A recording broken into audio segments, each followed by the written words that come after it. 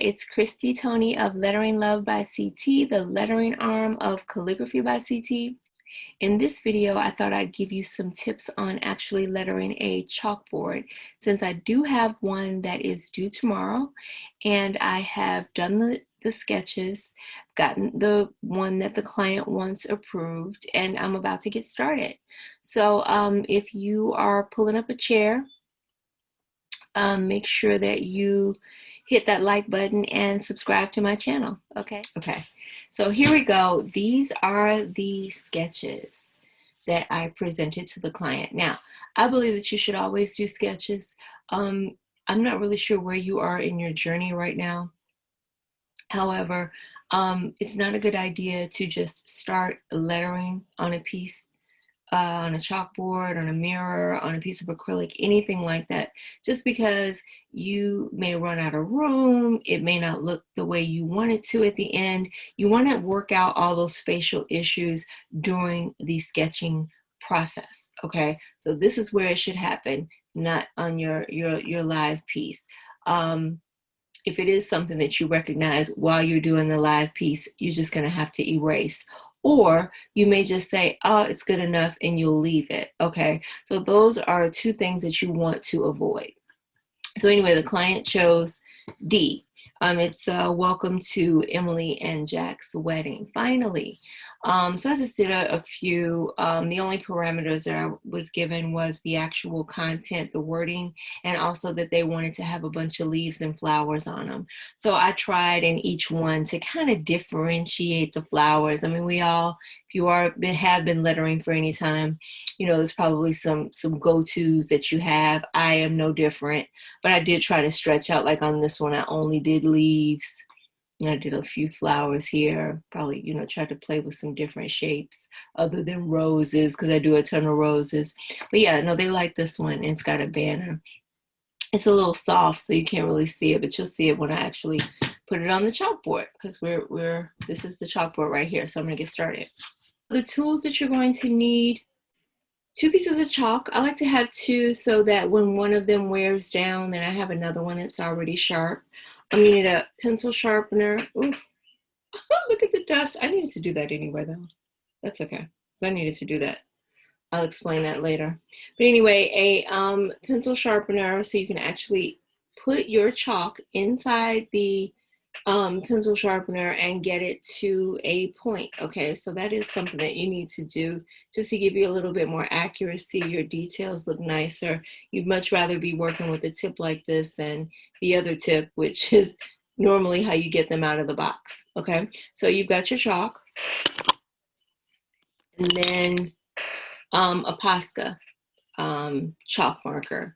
I like to use bistros for my mirrors in terms of actually lettering guidelines, but for chalkboards, really, you can't do better than a Posca. I think Poscas are underrated, but they're the best for actual chalkboard. And then I've got a thick chalk piece of chalk, just in case there's like a broad area that I need to do. It'll kind of save me some time. I don't take the time to put a tip on it, although I could if I wanted to with a sandpaper pad, but I don't need to. I just like to have one of these around, just a pretty big, thick piece in case I want to do something. So, okay. So the reason why I didn't think that it was a big deal that this chalkboard dust actually got on this chalkboard is that this chalkboard was supplied by the client, and so I do notice that there is a fresh coat of paint on here. I'm assuming that it's chalkboard paint, but because it's so fresh, you want to season the board. So you season the board by actually, you usually are adding chalk that way, but since I got the dust, I thought that would be nice to just go ahead and get a head start. Just get a head start. It's called seasoning the chalkboard so that it'll accept what you're putting on it a little better. When you don't season the chalkboard, it's a little bit, it can be a little bit waxy, for lack of a better term, when you're actually writing. You want to measure the live area, and live area means the area sans the frame. So you don't want to include the frame in what you're measuring.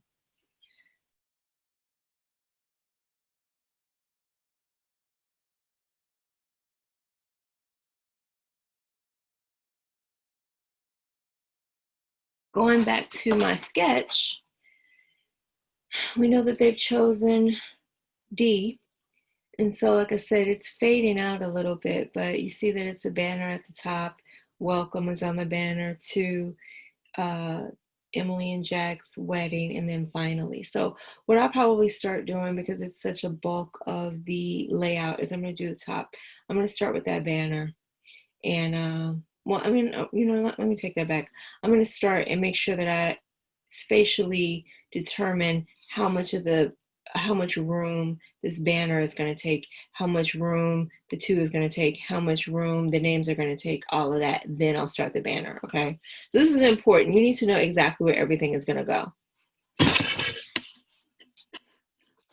So I am thinking we want to fill out this whole space. We want to go from top to bottom. You don't want to have a ton of space left at the bottom, because this kind of goes all the way there. So I'm thinking we're going to do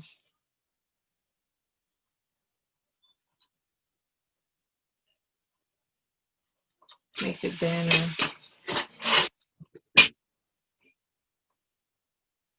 Put it right here. I'll just eyeball it. So we got the banner going. Then we're going to do the two right here. Then the names. Now, even though this welcome is really pretty, we still want the names to be the stars of this chalkboard. So this is your opportunity to make them stand out. And to make them stand out, that means that you can probably do it through scale, even though we're going to do it through the type as well. Style, or the boldness of the type, I should say. Okay, so welcome to, we're going to make sure these are the same size.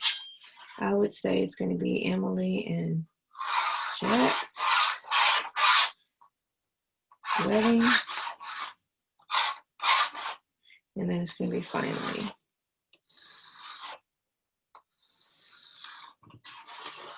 Okay, all right, so I'm happy with all my spatial determinations. But I do, inside of Emily and Jack, I need to determine how big each line is going to be. So this is like maybe 7 inches. So let's do 3.5. So we'll do 3.5 space. Then we'll do another 3.5. Okay.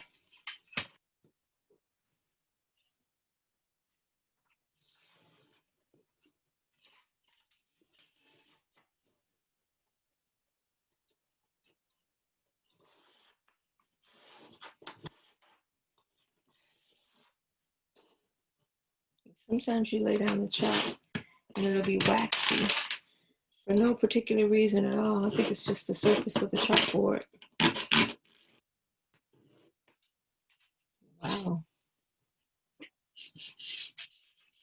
Yeah. So that broke up. That chalk broke up. So now I have a backup at least.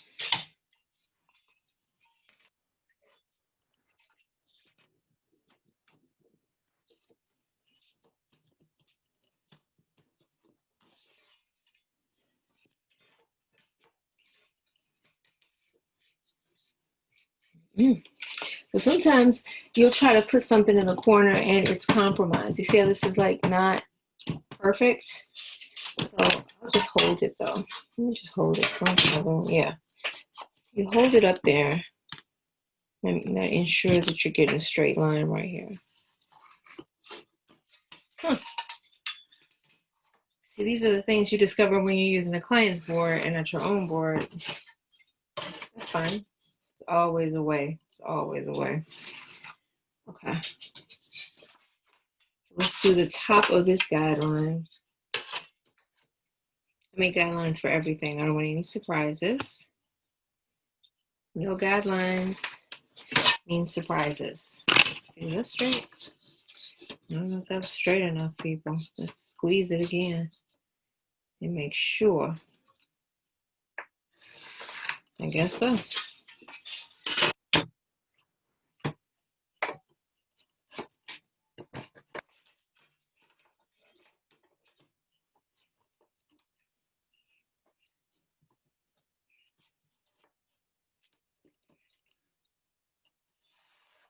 This is top. Okay, so we got boom, boom. So we got Emily, Jack. Then we need wedding.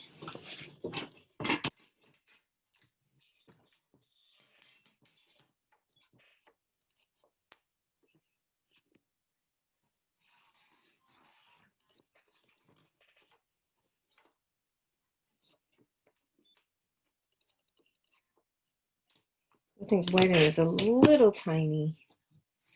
I don't know how I feel about that. I mean, it is their wedding. So, I mean, even though it's not one of the, it should be one of the major words.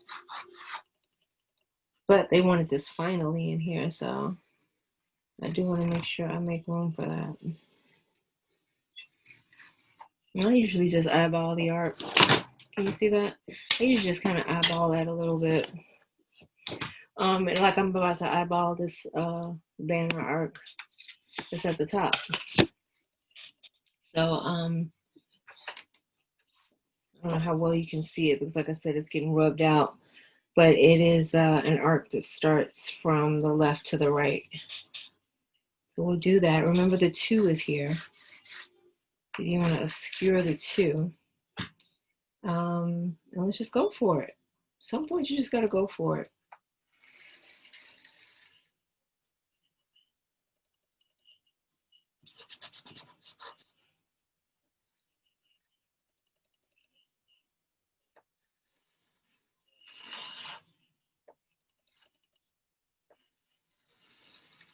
All right. I'm going to do this banner.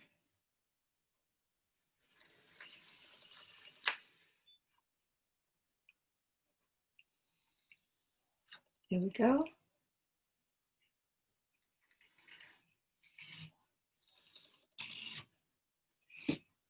And then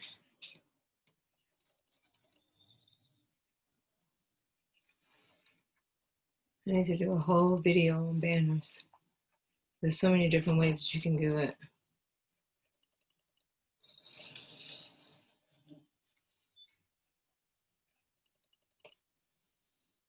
There's certain things that you can do to just make sure that it looks natural, because sometimes it can look unnatural. You don't want to force it. Like, would a flag really be going that way? Yeah. So I would probably, just looking at this, make this taller because I do like the height of that, and I would pull this over to see how you've only got this much room. And you got a little more space that you can go, so let's do that.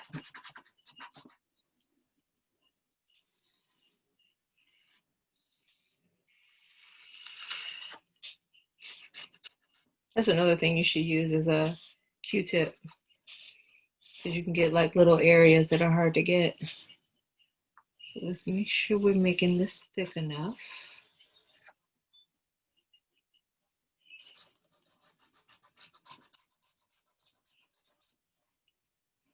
I like it. I do. I'm gonna make this a little lower.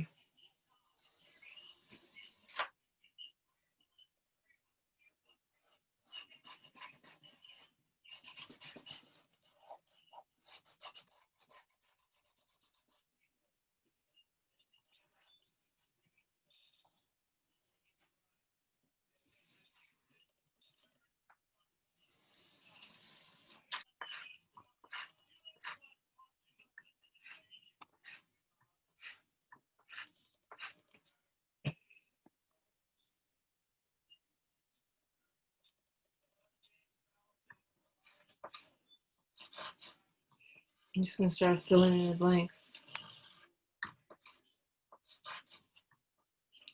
Welcome to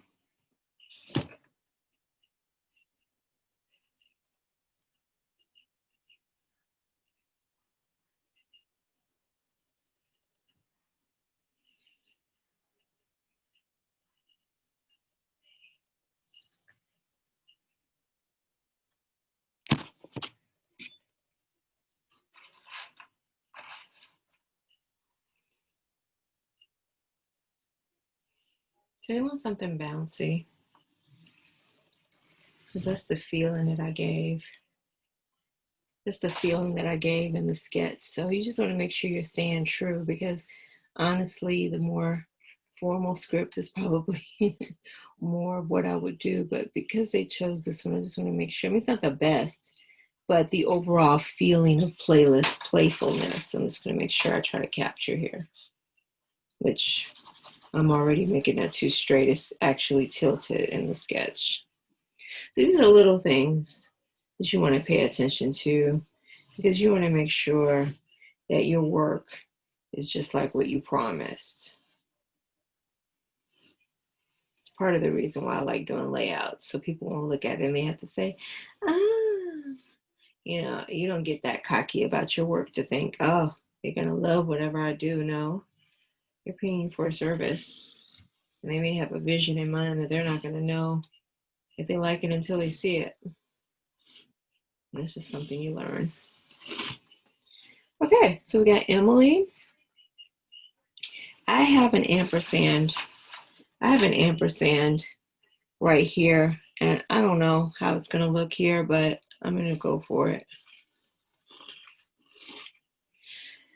And then Jack.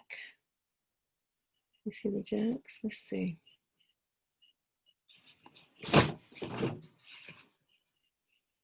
Oh, the J. How did I do that? You don't want to be too close.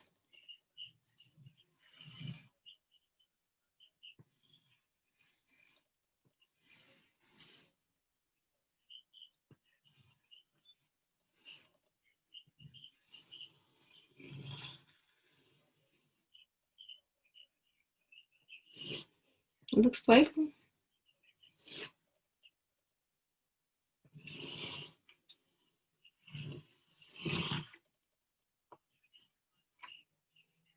Emily and Jax. And then we're going to put wedding right here, but I actually think it's a little too large.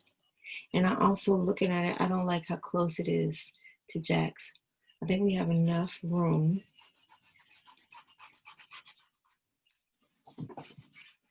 Let's use a piece of tissue. That's part of our supplies that I didn't mention. You do want a piece of tissue. So let's make this a little shorter.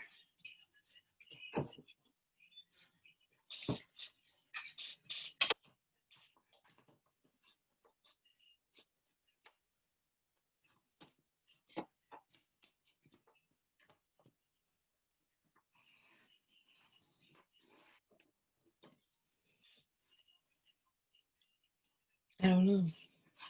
I don't really like it there either. And like I said, don't be afraid to erase. There's no sense in going further. Okay, let me make a mark on it first, so I won't have to guess. I like that. No sense in you making a big commitment going over this with the Posca and you're not happy with it. That makes no sense. Here we go. I'm back. All right, so it's okay. Could be better.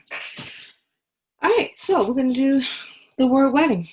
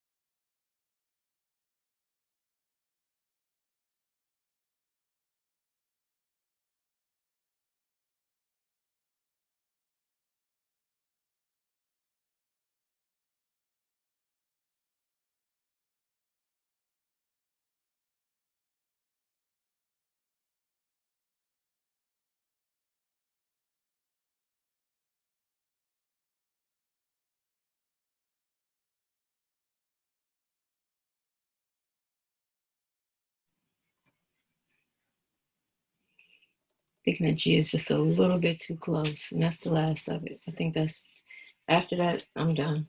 I'll be happy with it.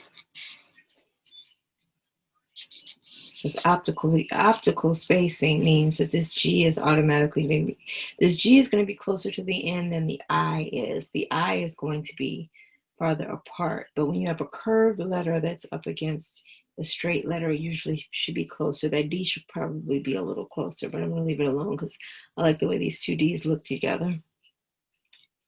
So let's see. All right. So it should be close, but it shouldn't be as close as it was. Here we go.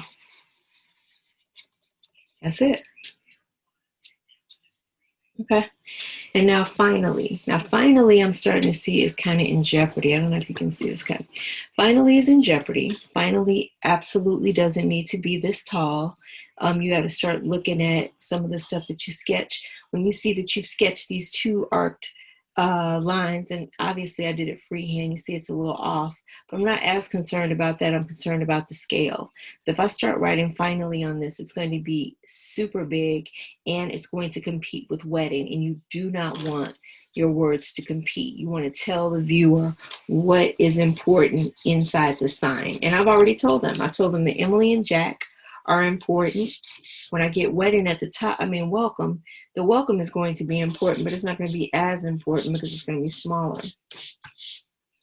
So we don't want the word finally to compete with wedding. Okay. So we'll just do, I mean, I'm not passionate enough about this to actually get something round. I could, oh, but you know what? Is this my opportunity? This might be an opportunity to actually, I'm not going to use a compass. I'm not. It's not that serious. I was going to use a compass. You can use a compass. All you have to do is put the chalk in there, just like, you know, I might as well do it. If I'm going to do that much talking about it, I might as well do it. Okay, here we go. So here's a compass. If you want to be super accurate, go ahead. Make sure you, I mean, they're all made a little differently. These are just cheap. These are the kinds that you can get in a little geometry set that you can get at Office Depot. But I've got a ton of them. So I've got a million of these. I've even got the more expensive ones by Staedtler. I think that's how you pronounce them. Okay, so obviously, for anybody who has not used a compass, you're going to find a point where you're going to actually stick in the pointy part of the compass, and then you're going to grab your the top of the tool, and then you're going to make your arc. Okay, so I think that, you know, so you're going to do a little experimenting. I don't know where it starts. I just guess. Yeah, you can see. Okay. So I want to be on the center line, though. I do want to be on the center line. Can you see that? That is somewhere where I want to be. Ugh.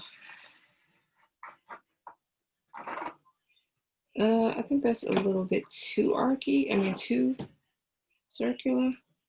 Let me make it more of an arc. Let me see.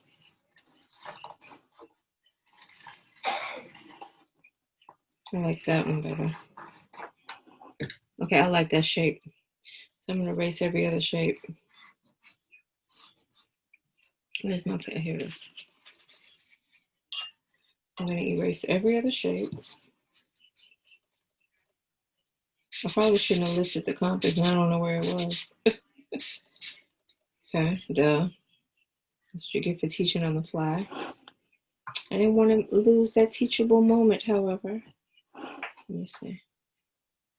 That is pretty much it. Okay, so let's go further down.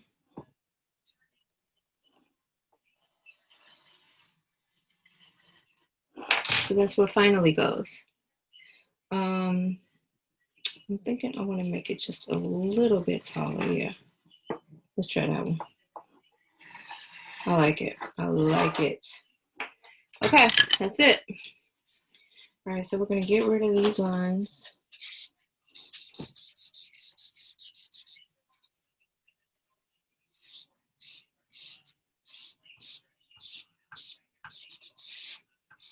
Okay, so don't have a choice but to have this. It's not gonna, I'm gonna make sure it's not gonna run into the word finally. I'm gonna make sure it doesn't run into wedding. I wanna make sure of that. But I do need it to be on this arc. I'm kind of guessing. Well, no, let me say this. Here's the center line. If I wanted this to be perfectly straight, centered, what I usually do, and I know this is kind of against the optical spacing, I'd count out the words. So we've got the words finally, Finally. So it's 1, 2, 3, 4, 5, 6, 7. So 3.5. 1, 2, no, is it? 1, 2, 3, 4, 5, 6, 7.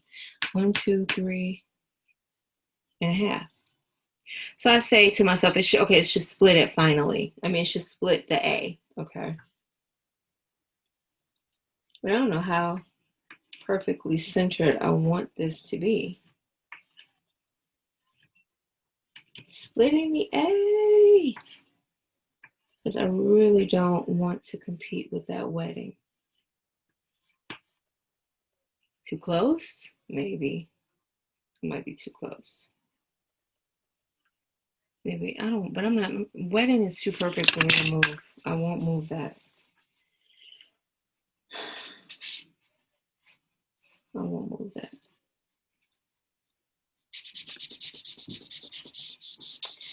So this is what you would call a design problem. So, gotta solve it.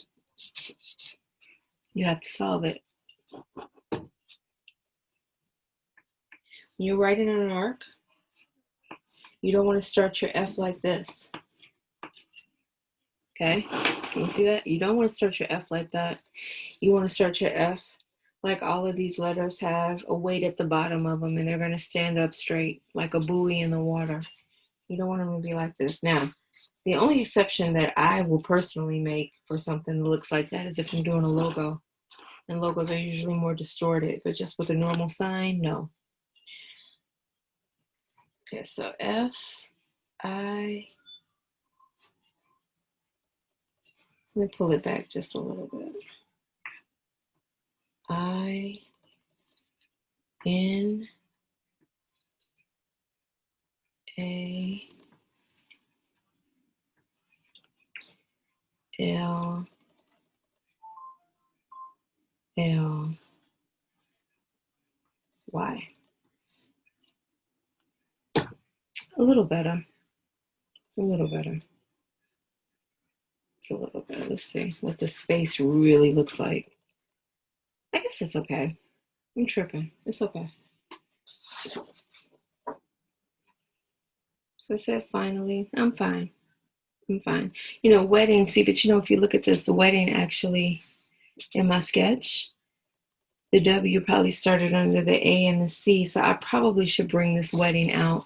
I hate to redo it, but again, it's a design problem, and if I bring it back, I think that it'll look better. I'm gonna take that chance. Oh, I hate to erase you. Oh. But I would encourage you guys, if you want to be a good letterer, you got to be willing to erase something, even if it was like doggone near perfect. It hurts. I feel your pain, but do it. So I think I'm going to start. You see where I pulled this when I was exaggerating the bouncing baseline? I think this is a perfect place to start. Sure, I got that straight edge. All right.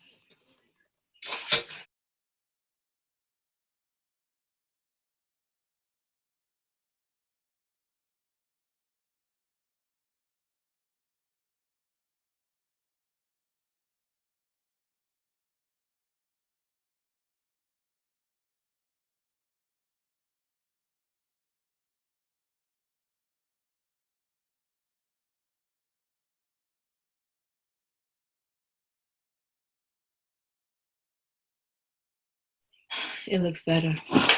It looks better. Optically, it looks better. It wasn't a big move, but just optically, I like it better. I do. Okay, so we're gonna go up here and do the welcome. You look at the, I have to go back and continuously look at my reference. And I did it, I made it a serif. I made it a, can you see that? I made it a serif font. Okay.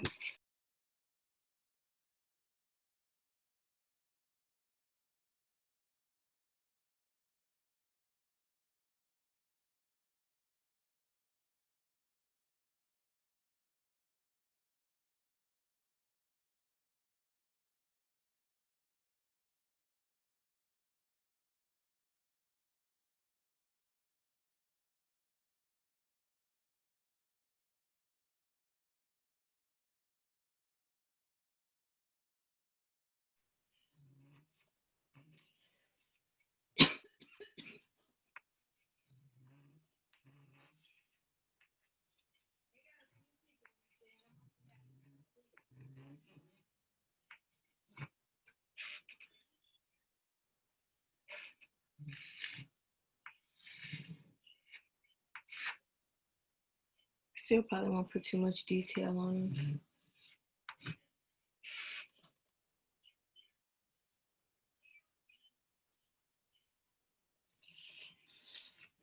See, the thing about flowers and banners are perfect because there's so many little nooks and crannies that you can stick flowers. So it's perfect mix, perfect.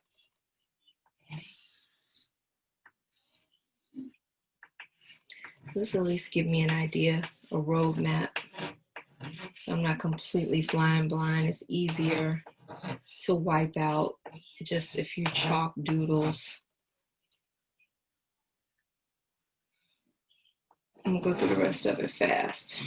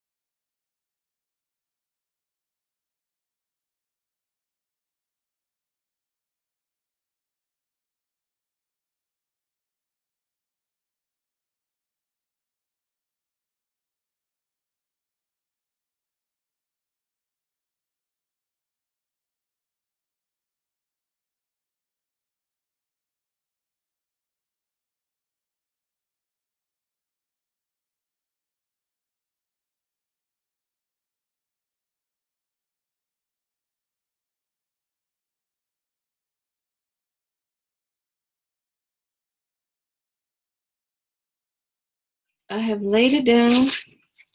I think I'm happy with it. I think it really looks like the sketch. I'll probably have to tweak the flowers just a little bit, but I am happy with this.